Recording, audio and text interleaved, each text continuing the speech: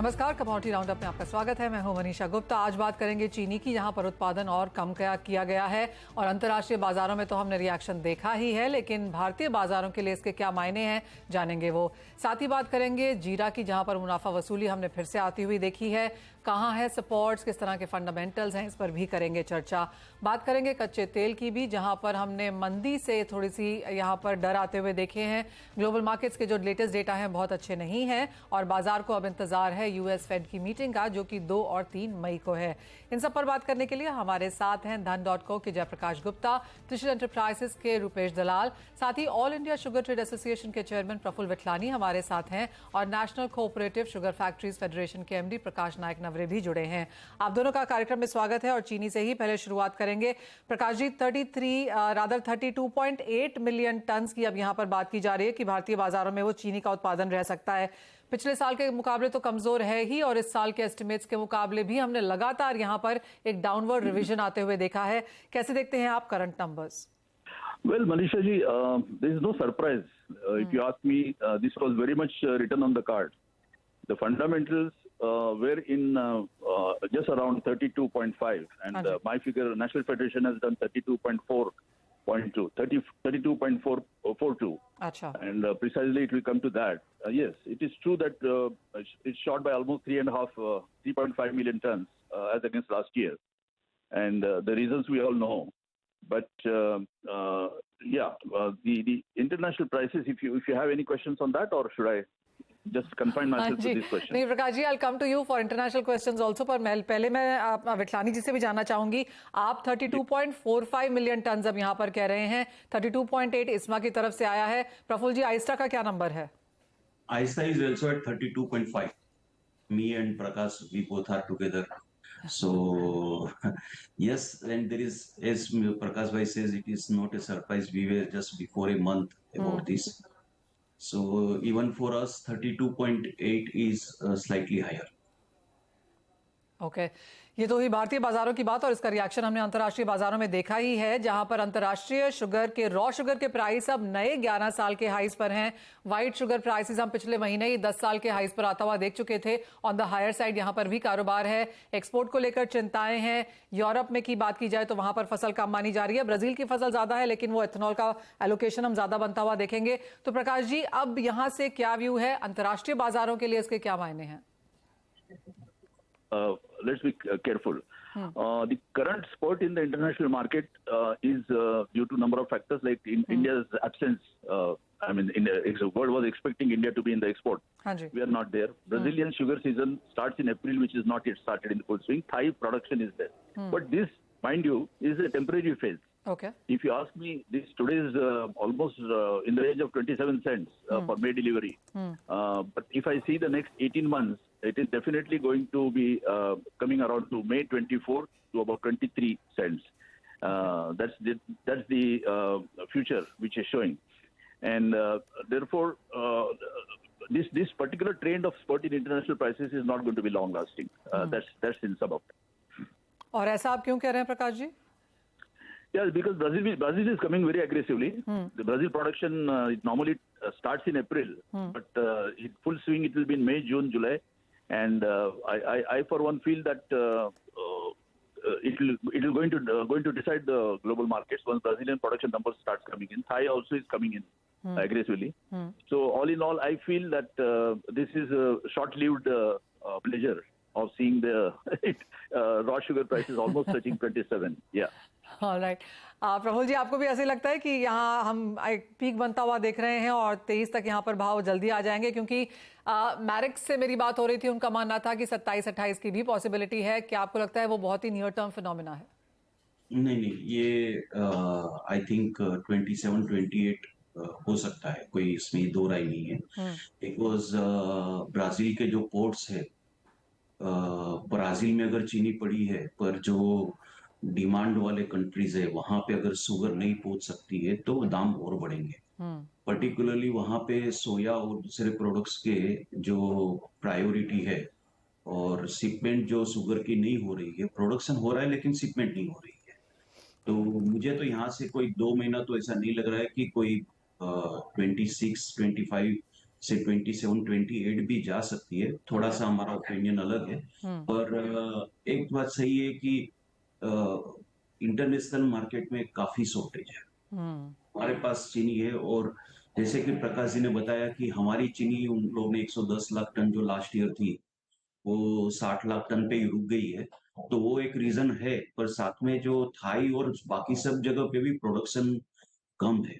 जो तो ओवरऑल एक ऐसा है कि फ्यूचर में चीनी है, पर स्पोर्ट पे चीनी नहीं है, तो ये सप्लाई का थोड़ा नैरो डाउन है 2-3 महीने के लिए।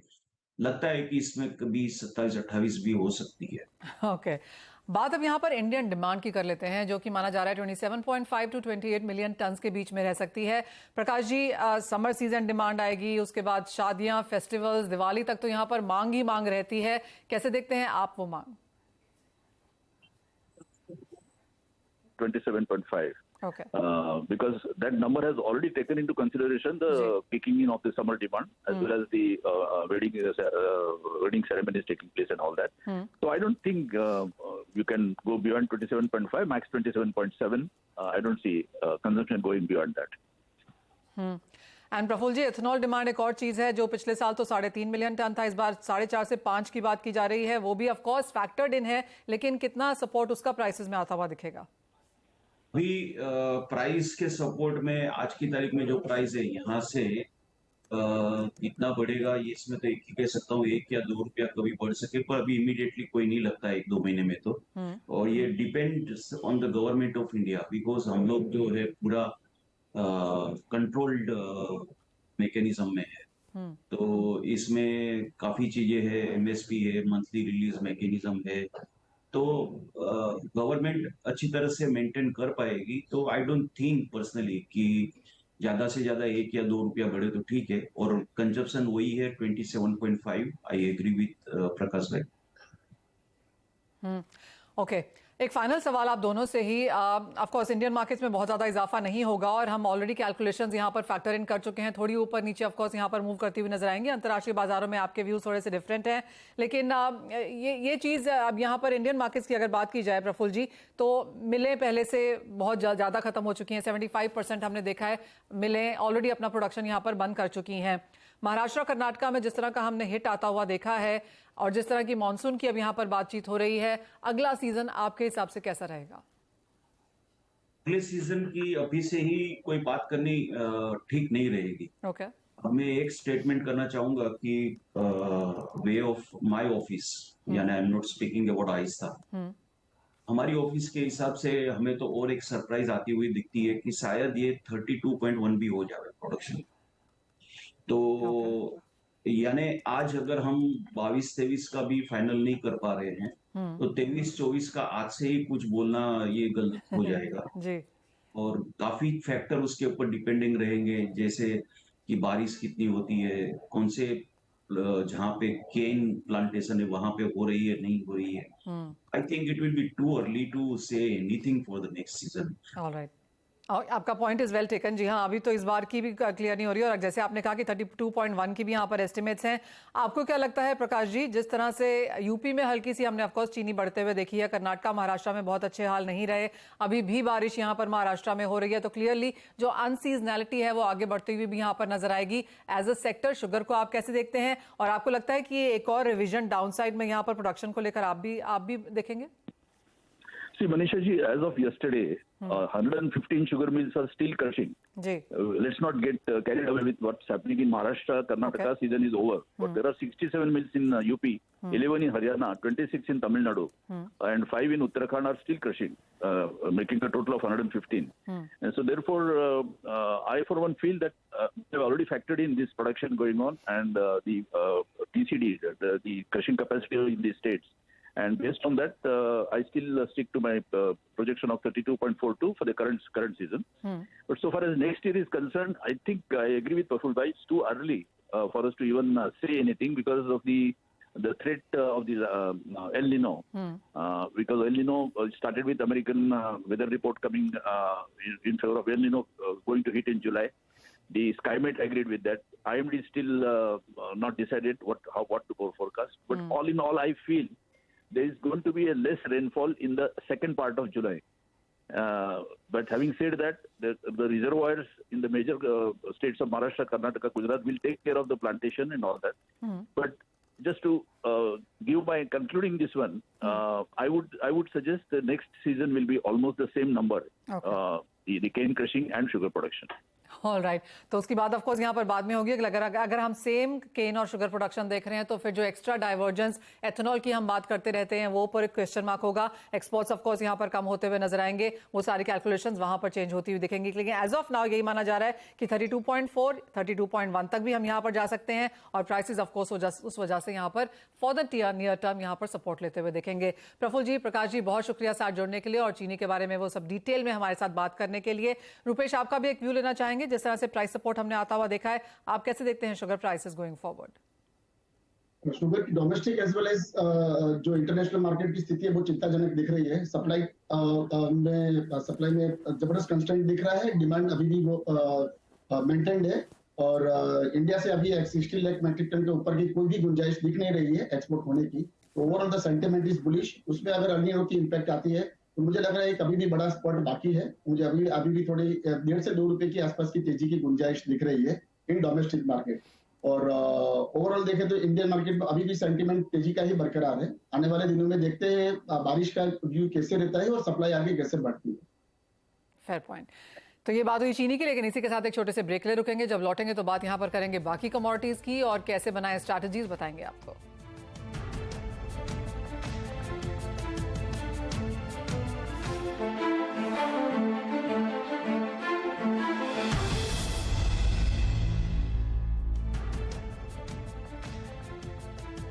Mongia Steel presents Majboot Stocks of the Day.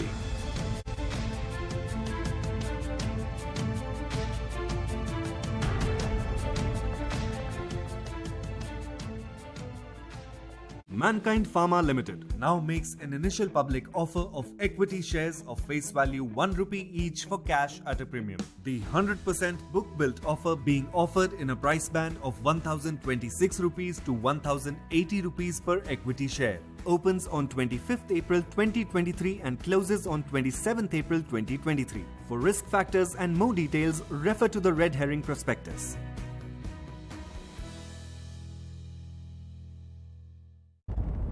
Hey, buddy.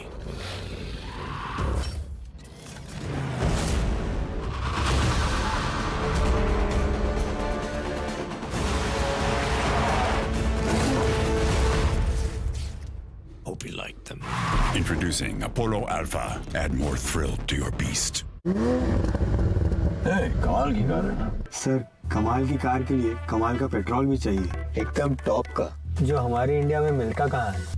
अरे सर, प्रीमियम कार्स के लिए इंडियन ऑयल ने बनाया है 100 ऑक्टेन वाला देश का सबसे premium petrol XP 100। Indian oil, पहले इंडियन फिर ऑयल। छोटू, कम टाइम में ज्यादा काम कर लेगा। सुपरमैन है क्या? सुपरमैन का तो पता नहीं, पर सुपर पावर जरूर है हमारे चौधरी के पास। अब ये चौधरी कौन है? ओए चौधरी!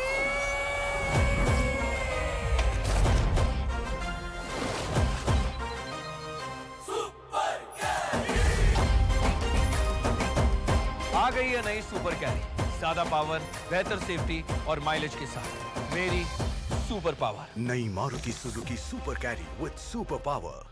कैसे करते हैं ट्रेड? ड्राइव 5 पैसा। अपकमिंग कॉर्पोरेट एक्शन या न्यूज़ फ्लो, किसका हुआ मर्जर, कौन है नया CEO? फाइनेंशियल डेटा मिलेगा अब हाथों हाथ, फंडामेंटल एनालिसिस से अब बनेगी बात। जानो हर स्टॉक जो है ट्रेंडी, टेक्निकल एनालिसिस से भी लगेगी फ्रेंडली। क्वार्टरली रिजल्ट्स होगी send, luck by chance investing का होगा दी एंड। With 5 पैसा's in-depth company information, always stay up to date. ऐसे करते हैं ट्रेड। सोच मत छोटे, install मार। Investment in securities market are subject to market risk. Read all related documents carefully before investing. Local cooler ने निकाल दिया ना पसीना, ले आए CFD टेक्नोलॉजी वाला सिम्फनी एयर कूलर जो दे पूरी कूलिंग पूरे सीजन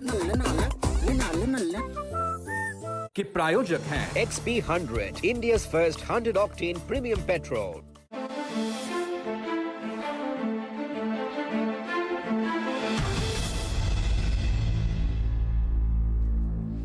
आपका स्वागत है और बात यहां पर सोने के साथ शुरुआत करेंगे, जहां पर $2000 प्रति आउंस के आसपास के स्तर फिर बनते हुए नजर आए हैं। और जय, जिस तरह से गूगल ट्रेंड्स की कल रिपोर्ट आई है जहां पे उन्होंने कहा है कि यूएस में कैसे खरीदें सोना is the most researched phase in history, यानी कि जिस तरह से सोने में तेजी आई है उसका सीधा असर हमने यहाँ पर एटलीस्ट यूएस बायर्स में आता हुआ देखा है। बाकी across the world specially Asia में तो हम सोना खरीदते ही रहते हैं।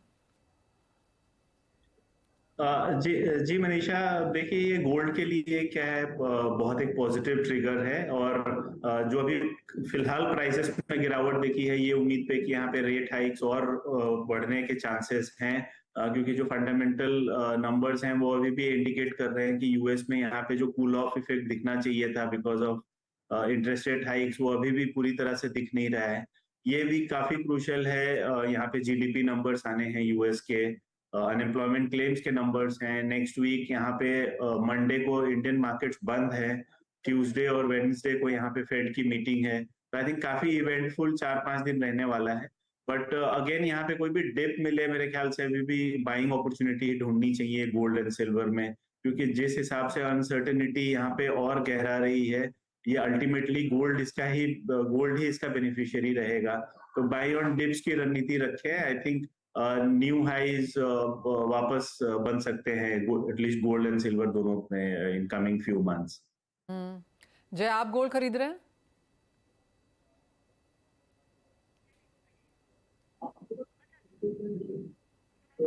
जय, आप गोल्ड खरीद रहे हैं?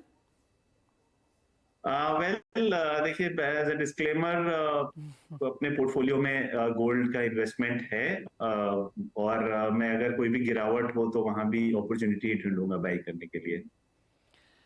रुपेश, आप एग्री ज्यादा देखते हैं लेकिन आप गोल्ड खरीद रहे हैं?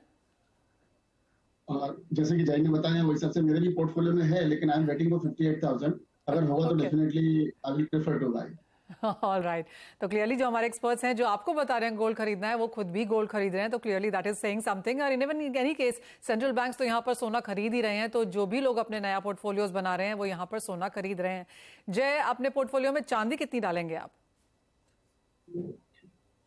मनीषा, देखिए, मुझे गोल्ड और सिल्वर दोनों में अगर कंपेयर करें तो मुझे चांदी में ज्यादा बुलिशनेस नजर आ रहा है। हालांकि मेरे पोर्टफोलियो में अभी चांदी नहीं है, बट अगेन अगर ये प्राइसेस 70,000 के नीचे आता है तो I may think of adding through ETF route in my portfolio. Alright, तो ये तो ही सोने चांदी की बात जहां पे खरीदारी की राय है और नंबर्स भी आपको बताए गए हैं। बात अब यहाँ पर मेटल्स की कर लेते हैं, क्योंकि पिछले 4 दिनों की गिरावट के बाद आज यहाँ पर खरीदारी है। ऑफ कोर्स जो गिरावट है उसमें बाइंग अपॉर्चुनिटीज तो है ही, साथ ही बाजार को लगता है कि जिस तरह का साउथ कोरिया का डेटा आया है वो सपोर्टिव है। न्यू होम सेल्स यूएस से हमने बेहतर आते हुए देखे हैं। जय, विद इन मेटल्स अब क्या करने की राय है? जी मनीषा, देखिए अगेन यहाँ पे कंसर्न्स वही हैं कि ये फेड का इंटरेस्ट रेट और बढ़ता है, और अगर कमेंट्री इस तरह से रहता है कि शायद आने वाले महीनों में भी अगर इंटरेस्ट रेट बढ़े तो यहाँ पे ये क्लियर है कि यहाँ पे रिसेशन की जो बातें हैं वो रिसेशन देखने को मिल सकता है और कूल ऑफ देखने को मिल सकता है इकोनॉमी में। तो ये इंडस्ट्रियल रिकवरी के लिए बेहतर सिग्नल नहीं होगा और हम फिर मेटल प्राइसेस में एक गिरावट भी देखेंगे। चाइना में जहां ये उम्मीद है कि चाइना यहाँ पे रिवाइव कर जाएगा ऑलमोस्ट 2 साल के लॉकडाउन के बाद, तो वहां भी बहुत ज्यादा इंकरेजिंग सिग्नल्स नजर नहीं आ रहे हैं। तो ओवरऑल कॉशियस अप्रोच रखना चाहिए। आई थिंक गिरावट के चांसेस ज्यादा हैं। कॉपर मुझे लगता है 720, 715 तक का लेवल भी देखने को मिल सकता है इन नेक्स्ट 15-20 डेज। तो थोड़ा सा कॉशियस अप्रोच रखना चाहिए इस लेवल पे बाइंग करने से। थोड़ा वेट एंड वॉच रखें। I think next week commentary, Fed की कमेंट्री और इंटरेस्ट रेट हाइक का आउटकम आने के बाद उसके साथ साथ यहाँ पे बैंक ऑफ जापान की भी मॉनेटरी पॉलिसी है, तो उसे भी देखना जरूरी है कि जापान यहाँ पे किस तरह से करंट सिनेरियो में स्टैंड लेता है। I think there is lot to watch out for next 4-5 days. तो थोड़ा सा वेट एंड वॉच की रणनीति रखनी चाहिए। जी हाँ, एब्सोल्युटली। इंडियन मार्केट्स के लिए अगला हफ्ता थोड़ा सा ट्रंकेटेड है और काफी सारी सेंट्रल बैंक मीटिंग्स अगले हफ्ते में है, तो क्लियरली अगले 10 दिन यहाँ पर काफी चौपी रह सकते हैं। बात अब यहाँ पर कच्चे तेल की कर लेते हैं, क्योंकि यहाँ पर गिरावट थी कल रात को 2% की, लेकिन वहां से हल्की सी खरीदारी फिर से लौटती हुई नजर आई है। लेकिन जय, यहाँ पर भी चार्ट्स पे लोअर लोज हमने कच्चे तेल में बनते हुए देखे हैं।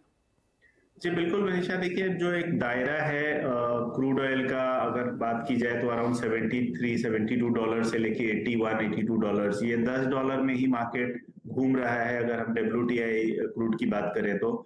और आने वाले दिनों में भी मुझे नहीं लगता है कि ये रेंज टूटता हुआ नजर आएगा। हायर लेवल्स $82-81 पे यहाँ पे रेजिस्टेंस जरूर है, क्योंकि उस हिसाब से डिमांड ऑफ टेक नहीं है और अभी भी कंसर्न्स हैं ग्लोबल ग्रोथ को लेके। Again on the down side यहाँ पे प्राइसेस को एक सपोर्ट मिल जा रहा है, क्योंकि प्रोडक्शन कट की बातें होने लगती हैं। तो in the best interest of OPEC countries और फॉर द इकोनॉमी 73 से लेके $80 का एक रेंज है, ये हेल्दी है, सबके लिए विन विन है। तो अनलेस यहाँ पे कोई जियोपॉलिटिकल स्ट्रेस नहीं निकल के आता है, मुझे लगता है आने वाले महीने में भी ये दायरा रहेगा। बाई ऑन डिप्स की अपॉर्चुनिटी ढूंढे अगर प्राइसेस $74-75 आता है WTI का और 80 के ऊपर जाता है, तो यहाँ पे लॉन्ग एग्जिट करके सेल अपॉर्चुनिटी ढूंढनी चाहिए। ऑलराइट, तो वो एक ट्रेडिंग रेंज यहाँ पर बनती हुई नजर आ रही है जहां तक कच्चे तेल की बात है। लेकिन कुछ मुनाफा वसूली एग्रीकल्चर कमोडिटीज में देखने को मिली है रुपेश, स्पेशली मसालों में, जहां पर एक बहुत लंबी एक तरफा तेजी, big volumes, even bigger open interest के साथ हमने कारोबार होता हुआ देखा। लेकिन अब एक मच एक्सपेक्टेड, मच डिजायर्ड मुनाफा वसूली है। जीरा कहिए, मेजरली तो वही कहिए, बाकी हल्दी और धनिया में भी गिरावट है। यहाँ पर क्या व्यू है? जीरा की बात करें तो अभी मुझे ऐसा लग रहा है कि 37,500 से 42,500 के बीच का सीमित दायरे में अभी बाजार ट्रेडिंग जोन में रहना चाहिए। ऊपर 4,020 मतलब 420 रुपए के आसपास की तेजी ऊपर टिक नहीं पा रही है। ऊपर के भाव से अराइवल्स का भी प्रेशर थोड़ा रह रहा है। स्टॉकिस्ट की मेन ये भाव में जनरली अप्रैल महीने में स्टॉकिस्ट की बहुत अच्छी खासी डिमांड रहती है पूरे साल के स्टॉक करने के लिए, लेकिन 400 रुपए के भाव में कोई भी मेजोरिटी 50-60% स्टॉकिस्ट अभी अवॉइड कर रहे हैं। वो दूसरे मसाले की तरफ जो नीचे भाव में मिल रहे हैं उनकी तरफ झुक गए हैं। तो स्टॉकिस्ट की डिमांड नहीं है।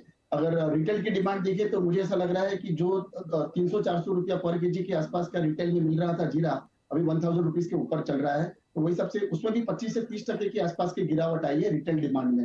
एक्सपोर्ट डिमांड अभी चाइना 15 मई के आसपास से शुरू हो जाएगा, तो चाइना की डिमांड भी स्लो डाउन हो गई है ऊपर के भाव से, और तुर्की और सीरिया भी जून महीने से शुरू हो जाएगा। तो ओवरऑल इंटरनेशनल डिमांड में जितना चाहिए उतना ही डिमांड अभी बाजार में आ रही है। तो overall export as well as domestic demand limited हो गई है। सामने सप्लाई इतनी नहीं है, लेकिन डिमांड के सामने सप्लाई थोड़ी ज्यादा दिख रही है, इसलिए भाव में प्रेशर है। मुझे लग रहा है नया ट्रेंड एक बार 37,500 के नीचे टूटता है तो एक नई मंदी शुरू हो सकती है। तब तक के लिए इसमें रेंज बाउंड ही रहना चाहिए। नीचे में 37,500, ऊपर में 42,500। ऑलराइट, तो नीचे ऊपर में 44,000 तक भी प्राइसेस जा सकते हैं। लेकिन एज ऑफ नाउ जिस तरह की मुनाफा वसूली है उसका असर एब्सोल्युटली हमने जीरे में आता हुआ देखा है। वो चार्ट है एक महीने का जहां पर अभी भी करीबन 14% की तेजी आपको ये दिखाता है, लेकिन ऊपरी इस तरह से यहाँ पर 4-5% की गिरावट भी हम ऑलरेडी दर्ज कर चुके हैं। साथ ही कॉटन पे कैसे देखते हैं, क्योंकि एक महीने के लोज पर अंतर्राष्ट्रीय बाजार हम यहाँ पर कारोबार कर रहे हैं, भारतीय बाजारों में भी यहाँ पर लगातार प्रेशर है। कॉटन की बात करें तो कपास में अप्रैल महीने में 45 लाख बेल्स की अभी तक अराइवल हो चुकी है, जो कि विच इज हिस्टोरिकल, मतलब इतनी अराइवल्स कभी भी पहले नहीं हुई है। मोड़ा नवंबर दिसंबर में हिस्टोरिकल लो अराइवल्स थी, अभी अप्रैल महीने में हिस्टोरिकल हाई अराइवल्स है। मतलब इसका सीधा मतलब है कि फार्मर्स लोग अभी थक गए हैं, उनको अभी सेलिंग प्रेशर दिख रहा है उनका भी मार्केट में, लेकिन सामने डिमांड, बिकॉज याम की डिमांड बहुत कमजोर है, एक्सपोर्ट डिमांड नहीं जैसी है, क्योंकि अपने इंडियन बारह डिस्पैरिटी में चल रहे हैं। और स्टॉकिस्ट अभी भी इसमें ये भाव में थोड़े असमंजस में है कि बाइंग करे या सेलिंग करे, बिकॉज इंटरनेशनल मार्केट को देखते हैं तो मार्केट डाउनवर्ड की तरफ जा रहा है, इंडियन मार्केट में देखें तो भी डाउनवर्ड की तरफ जा रहा है। सामने सप्लाई नहीं है, लेकिन उनका मन नहीं बन रहा है कि 60,000 के नीचे जाना चाहिए। मुझे लग रहा है कि 8% अगर 62,000 का लेवल आता है तो कॉटन के भाव में बेचना चाहिए। ओके, एक फाइनल सवाल आपसे कैस्टर पे भी लेना चाहेंगे, क्योंकि यहाँ पर कुछ बढ़त हमने जरूर आते हुए देखी थी, लेकिन हर अपटिक पे कुछ मुनाफा वसूली भी रही। कैस्टर की भी सेम सिचुएशन है। कैस्टर ऑयल की जरा भी डिमांड नहीं दिख रही है। एक्सपोर्ट डिमांड चाइना से बहुत ही सबड्यूड है अभी एट प्रेजेंट। हमने अराइवल्स अभी भी 1.25 से 1.5 लाख बोरी की अराइवल्स कैस्टर की अप्रैल महीने में हो रही है। फार्मर्स अभी before monsoon castor is the only commodity जिसमें उनको थोड़ा मुनाफा दिख रहा है, बिकॉज मस्टर्ड सीड ना वो सबके भाव बहुत नीचे चल रहे हैं। तो कैस्टर अभी वो लोग बेच के मार्केट में बेच के थोड़ा प्री मॉनसून जो बिकवाली आती है वो अभी कैस्टर में अच्छी खासी दिख रही है, तो उसका प्रेशर सीधा प्राइसेस पे दिख रहा है। फ्यूचर प्राइसेस ज्यादा डाउन है कंपेयर टू फिजिकल मार्केट। तो मुझे लग रहा है एक बार 6,000 के आसपास ये कैस्टर सीड का काउंटर एक बार स्टेबल होना चाहिए। वो चार्ट आपकी स्क्रीन पे है, चाहे 3 महीने का कैस्टर हो चाहे 1 महीने का चार्ट हो, नेगेटिव में ही यहाँ पर कारोबार है और इसीलिए कुछ लोगों को लग भी रहा था कि शायद खरीदारी की अपॉर्चुनिटी निकलेगी, लेकिन जैसे रुपेश कह रहे हैं कि बाइंग है ही नहीं मार्केट में और उसका दबाव यहाँ पर लगातार आगे भी रह सकता है। लेकिन बहुत शुक्रिया जय एंड रुपेश आप दोनों का साथ जोड़ने के लिए, तमाम कमोडिटीज पर राय, एनालिसिस और स्ट्रैटेजी भी देने के लिए। इसी के साथ हम लेंगे इजाजत, ब्रेक के बाद लेकर आएंगे पूरा फोकस इक्विटी मार्केट्स की ओर।